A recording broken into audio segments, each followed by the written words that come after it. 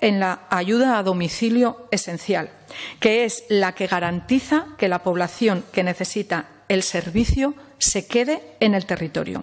Además, el empleo que genera es mayoritariamente femenino y del territorio, ayudando a combatir la despoblación y garantizando un puesto de trabajo a mujeres en el medio rural.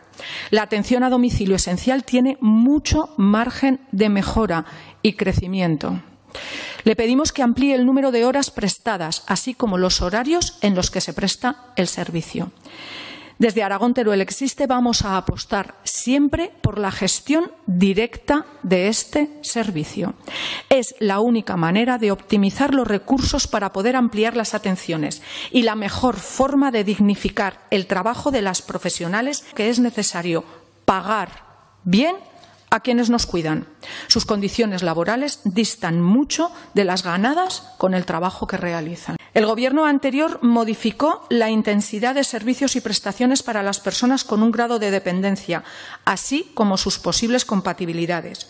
Se propuso hacerlo de una manera progresiva, pero hoy los técnicos se sienten inseguros al no saber cómo ni cuándo se seguirá con el proceso de instauración. Además, existen en el catálogo de servicios y prestaciones de la dependencia opciones no reguladas adecuadamente, como por ejemplo la figura del asistente personal o unos servicios de teleasistencia avanzados.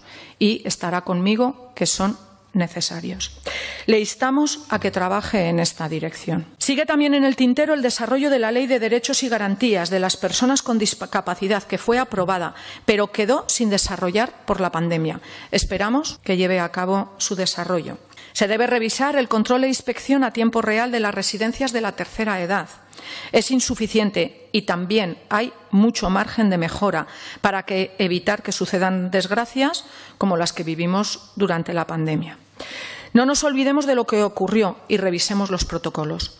Debemos tener un sistema preparado para hacer frente a las eventualidades del futuro.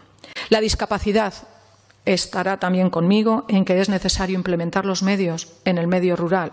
En los núcleos urbanos les falta mucho, pero en el medio rural le aseguro que muchísimo más. Y son servicios básicos.